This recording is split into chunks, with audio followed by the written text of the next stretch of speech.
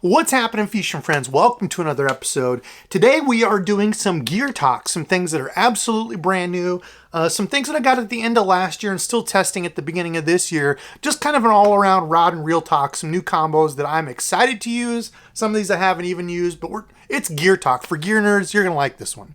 Let's start with this combo right here, the new Daiwa Tatula 200 baitcaster. If you've followed any of the Daiwa stuff recently, they've kind of gone to this new body style. So the regular 100, this is the 100 SV with the SV spool in it.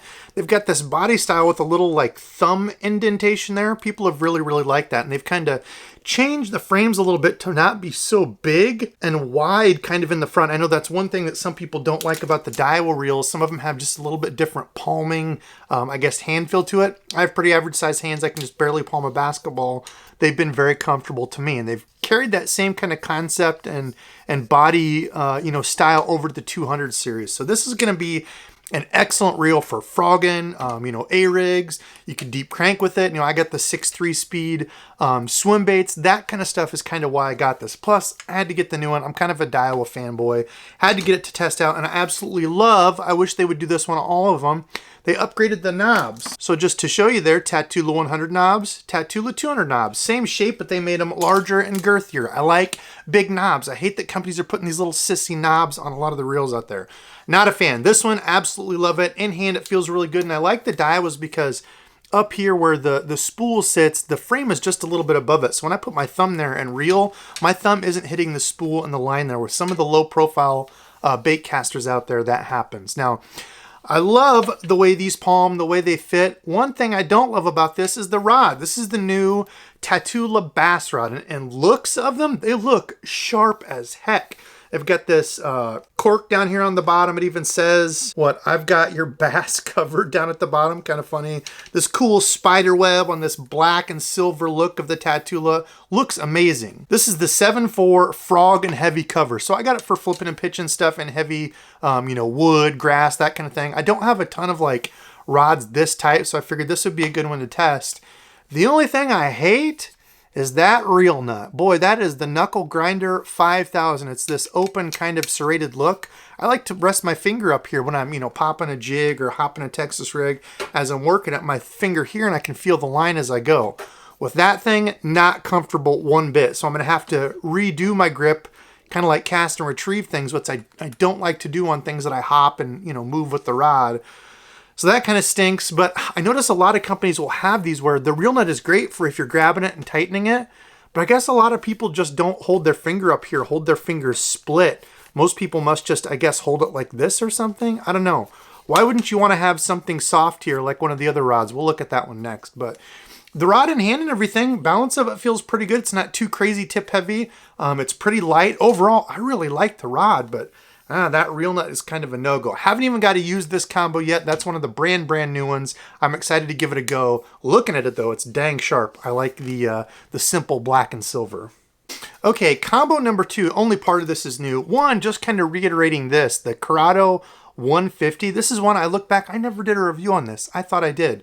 Talk about a great do-it-all, all-around bait caster, good size to it. It's got enough line capacity. It's still small in hand. Such a great do-it-all reel. Doesn't get the love I think that it should. So that's been a great casting reel. I've used it mainly for just kind of flipping, pitching, that kind of stuff. But overall, I've really liked it. This, however, I have absolutely loved. The Kistler Abrams series. Probably my favorite rod of the year right now. Kistler rods, I think, are absolutely awesome. I'm not paid by them, nothing like that. I'm not sponsored by them or anything, but this is the number one thing that I love. The reel nut is covered in EVA foam. So when you lay your finger here and feel the line, it's resting on a nice padded deal. Why do all companies do this? I don't get it. But the Abrams line. So Trey Kistler actually served in, I think, the Gulf War, Iraq War, and was a tank commander on the Abrams. So super cool. And he made this, the whole reason for it is all the proceeds go to disabled, homeless veterans, maybe just homeless, something like that. It's a deal where all the proceeds go that way. So not only does it look absolutely BA, that old school camo look on there, the rod is absolutely sick. They have different versions based on the armaments that are on the Abrams. This is the Modus, the Browning M2 50 caliber, one of the coolest machine pew-pews out there. When I saw this, I was like, dude, gotta have one. And this thing has been such a nice rod. So I was throwing some jigs on it. I was throwing a stupid tube on it. You're gonna see that video coming up. I think an underrated lure right there that can be used in place of a jig, a Texas rig. And when I say stupid tube, as a kid, I fished all my jigs, you know, like this, where it had that kind of torpedo shaped jig thing, the hook stuck up.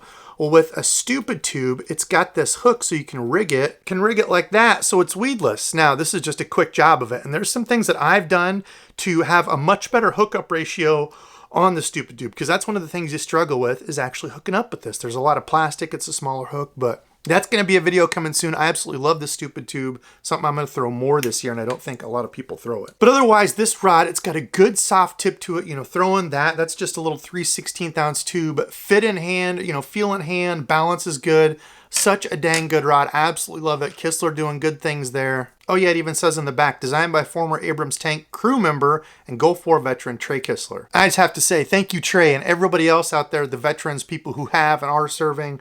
Thank you all so much. I've got nothing but the utmost support. You can see even here, this was an Iowa Hawkeyes. Proceeds went to military appreciation, something like that. But I was never in the military, but damn, I appreciate every single man and woman who is. So this thing, even the butt of it, like super comfortable back here, just a really nice, clean rod. Really like that one. Well, I blame old Chris Russ for this purchase. So this was a new one. This is not a new rod series. This is the Dobyns Caden. I don't know how many times I've preached on this rod series that I think it's one of the best all-around ones out there. Like if I had a whole fleet of these, I would be absolutely fine. I wouldn't ever need anything else. It's that well-rounded of a rod. It's got, you know, the cork back. It's full cork back. These rods, I think, run a little bit softer. So, you know, if you usually run like a medium-ish heavy that you're used to being a little stiffer, you know, you might look at a heavy or something like that. But they've got a number of different options. The only thing that sucks with Dobyns is the price just went up on these. So like the Fury line, which used to be a $99 rod, went up to $130 a few years back, and I see those are now up to $149, so $150. Same rod, nothing's changed over the past, I don't know how many years, it's just gone up 50 bucks. Unfortunately, I noticed the Cadens did too. It looked like most of the Dobyns either went up like 10, 20, 30 bucks, something like that. These went up a couple, I think, to like 190 now, something like that. But Amazon had a sale. Check Amazon, because I got this one for $99, so under 100, basically half off. And it's a 7.3 medium moderate fast crankbaits topwater rated 1/4 to 3/4 ounce lures. Threw a square bill on it. It felt great. I threw a couple different bandits on it, the 100, 200. I was even trying the 300 to crank some deeper brush. I didn't get any bites. I suck at deep fishing, but the rod itself, I absolutely love the Dobyns Caden series. This is the Tatula 80. Probably one of my favorite all-around reels right now too. It's small, it's compact, casts really well. I've got some 14-pound mono on here, or 12-pound, something like that. It was just throwing some cranks and stuff, testing it out, and I absolutely love the Caden series. So the 734 CB crankbait. Okay, this one was kind of an oops. So the reel was not an oops. I have had people asking me forever and ever and ever to try out a baits reel. I didn't know anything about them. You know, right when they came out, they were expensive. I was like, maybe one day. Tackle Warehouse came out with this though. Used a little bit of my tax return money. I said, to heck with it. I'm getting a baits reel to try out.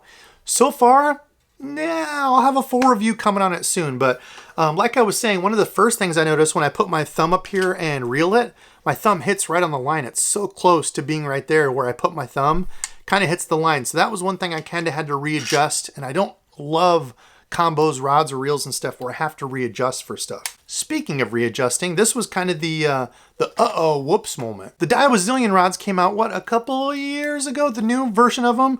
Noticed American Legacy had some sales. I was like, sweet, I'm gonna get one. On the used gear, of course. So under like 200 bucks, I think like 180, I got this. I was like, dude, that's gonna be sweet, because it said very good condition. Looked at it, yeah, you can see slightly used, but then when I got it and was looking at it, I noticed this is not the new version of the Zillion, this is the old version, so back from like 2016. And talk about something I absolutely hate. This might be something I take up to Minnesota with me, because it's a great rod. The feel of it and everything for, you know, throwing stuff, it's super light, but holy crap. Talk about the Cheese Grater 5000. If you like to put your finger up here, look at that. Look at what it did to my finger there. I'm kidding. That wasn't from this. I forget what happened there, but that's what it's gonna do if you leave your hand or your finger up here at all. This is just an absolute finger knuckle grinder. So I noticed fishing this, I have to like wrap my finger down here, throwing a jig. I was actually throwing a Texas rig the other day, throwing a little stank bug that I got gussied up in my black and blue color. But yeah, did not like that at all once I got the rod in hand. So this might be a giveaway. I mean, I think they were, what, $250, $300 rods when they came out. Obviously, this is used and stuff, but still feels great. I mean, the balance of it and everything, the rod feels sick, but man, it's really hard for me to get over that. That's awful. The bait's reel, like I said, more to come on this. I'll have a full dedicated video. Absolutely love the knobs. They killed those. Some things I like about the reel and some things I don't, especially the price tag at $400. I was expecting a lot. I think there's a couple things to be desired still. So, well, it's lipless season, and one of these other combos you're going to see a lipless I was throwing, but for all the grass that we've got here, it is insane how many of the lakes have just exploded with grass. So I wanted something a little heavier, not crazy heavy, still in a crankbait series, to be able to throw a lipless. And this is going to be absolutely perfect. The Cashin Icon Rattle Trap Specific Rod. And the thing I like about this one, it's a 7.5 moderate fast, medium heavy, rated to 1 1/4 ounce lures. I wanted something a little stiffer because if you use like a real soft crankbait rod and you start getting into some of that grass and stuff, when you go to pop it out, the rod's so spongy, it doesn't want to just pop that lure right out of there. So it might take 2, 3, 4 pops where it's kind of hung up. With something like this where it's still got a good bend that bends all the way down, you know, almost to the middle of it. Yeah, I would say close to the middle. Really good bend to it, but it's got a good backbone to it. So you can still pop and rip things out of there. And I'm mainly throwing like 3/8 or 1/2 ounce lipless. This is a Booyah one knocker.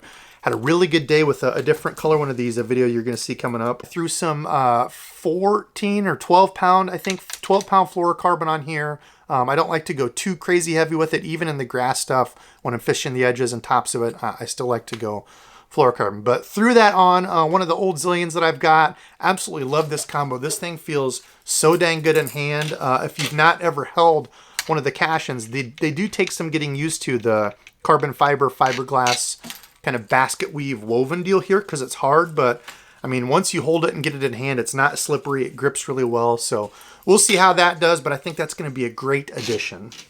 Okay, one that I think I showed, I don't know if I've done a whole video on this one. I think it was just kind of an unboxing type deal where I showed this rod, but kind of as an update to it. So Daiwa came out with a Tackle Warehouse specific rod, the DXB rods.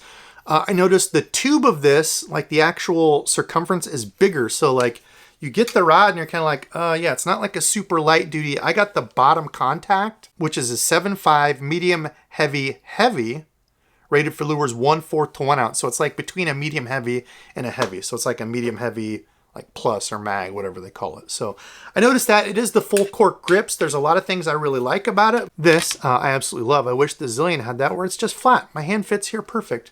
Some things I really like about it, but you know, a little tip heavy, you know, just a bit, and I could switch that, you know, with a heavier reel. This is the Lew's Speed Spool, the new. Luckily, they're still $100. I don't know if they'll stay that way, but the new version, the Gen 3, I've liked it. It's comfortable, casts really well, but I noticed the drag on it did not seem as stiff as previous versions. I was throwing a jig on this and a stupid tube, and I noticed a few times when I set the hook, I had drag like pull it like when I've got it set basically like super, super tight. So that might leave a little bit to be desired. I've got to do some more testing on that. I don't know how the drag's going to hold up, if I need to take it apart and clean it or something, but I don't know. It's brand new. I've only used it at the end of last year and this year, so maybe not quite as strong a drag. I don't know. We'll see more testing, but the DXB, kind of on the fence about it. Need to use it a little bit more. It's not horrible or anything, but it's not like the lightest rod I pick up, and it's not super, you know, like crazy expensive. It's $120 rod. I picked this up when Tackle Warehouse had some of the sales on these for like $100. So at $100, it you know, it feels like a good rod, but we'll see. I know people have been asking about these. It's, I don't know. We'll see. All right, last two here. Hey, you might notice some similarities. What is this? Another Caden? It is. I like the Cadens. Really like the Cadens. I think they are a great rod line. So this is the 745C jigs, frogs, pitching, and small swim baits. And this was the one initially I got. I got this on sale. American Legacy, actually. Used again. If you've not checked out their used section, they've got great sales. I think for like $105, I want to say I got this. It was used in like excellent condition. And I mean, it looks like somebody threw it like twice. I mean, there's a little bit of, you know, hand stuff on here, but guides, everything looked absolutely awesome. But This one I want to take out. Got to shout out my guy Eric for sending me these. Some of these working class citizens, I think they're called. I keep calling them West Coast citizens. Working class citizen or working class zero, whatever the heck the company's called. One of these larger swim baits. So I've got this rigged up with an owner beast hook. They're made specifically for that. I want to throw this around some grass. I think we can draw some big bites with this. I've got it tied on for tomorrow because some of the bass have already spawned. We've got some coming up to spawn. I think we can target a few of those. Got this paired up with that beautiful looking little reel. That's the Daiwa Tatula SVTW, the 150 size. So just a little bit bigger, a little bit more line capacity. Not that you'd necessarily need it for this. It's not like I'm trying to throw this thing 100 yards, but get a good cast to it. That's some of the new P-Line Endurex, the no fade braid, and this stuff has been impressive. Has not faded, smooth, casts well, and I want to say this is 30 or 40 pound. I think it might just be 30. So throwing this, I think will be okay in the grass and stuff with that braid. No stretch. It does help to set that hook because it is, if I show you there, a beefy hook in there. So make sure once you get them in the grass and stuff, no playing them. I'm setting that hook hard and pulling them out of there. So I think this will be a good combo. And this is something I've talked about. Now I have to perfect this. I've got some shrink tubing. Get it on Amazon. Forget what it's called, but you run this down the front, shrink tube to this because on the Dobbins rods, they've got the reel nut that's kind of like serrated. It's got the lines there. It's not the most comfortable. This makes it 10,000 times better putting a little shrink tube on. The only thing I noticed is after you cast for a while, this does end up popping off. So I might have to experiment with some different glues, adhesives and stuff. If I can get that to stay on rock solid 100% of the time with some glue or some epoxy, that's going to be the big problem solver to any of these rods that have, oh, why don't I just show you that serrated, that line. It's kind of like the regular Fuji, whatever, reel nut keeper deal. If I can do that and have all of them like that, absolute perfect solution. But again, the only thing I found is it tends to slide down. Also, check the used section at Tackle Warehouse. Somebody got some of these Hog Tech handles, which are like 70 bucks or something. A stupid price because they've got like the carbon fiber here that's all cut out, the special reel nut, and then these EVA rubber kind of like wind grip round knobs. They had this on sale for I think like 35 bucks. I got that. Somebody opened it and probably got it for the wrong main shaft size, like a Shimano or whatever. I think it's, which is Shimano. Is Shimano bigger? I forget. One's like a 7, the other one's an 8 or 9 millimeter. I forget. But anyway, here's the last one. This is the one I was just out the other day throwing. This was the Lipless day. That's the Lipless I was throwing, and it was probably the craziest 45 minutes of Lipless fishing I have ever had. Absolute insanity with a bunch of really good sized fish. And this rod, one that I had last year and used, it's the LSE Custom Light. I was throwing jerk baits, Lipless, some crankbaits earlier last year. Used it and liked it. I was like, man, you know, this is a pretty good rod. Then put it away and just kind of forgot about it. I forgot I had it back here on the rod rack. I felt like a dummy because this rod is actually really, really sweet. It's got the soft EVA foam here. It's got the foam reel nut. Like I said, why don't all companies do that? You hold it like this. It's super comfortable. The rod's really light, hence, I guess, the Custom Light. Really light rod, and I paired it up with the LSE Custom Pro, the awfully disgusting orangey gold. Even though it's a dang ugly reel, the thing casts excellent. You can sling a Lipless, no backlash, and the thing that I find is kind of funny about it, this might be my only gripe, is the open thing here. They should have kept the old loose thing where you just had the pin here that you pulled out, but it's got this, and sometimes I notice like my finger kind of rubs on the edge of it when I put my finger here. Don't love that, but for like casting stuff, a lot of times I'll just put my finger down here for cast and retrieve things. So this thing casts really well, and once you open it up, you can see they've got the inductor cone similar to like a dial braking system, which I thought was really funny because still, in my opinion, the best brake system on the market is Daiwa. But I will give LSE this. They built a dang good reel in this one, and again, a little bit more expensive, $270?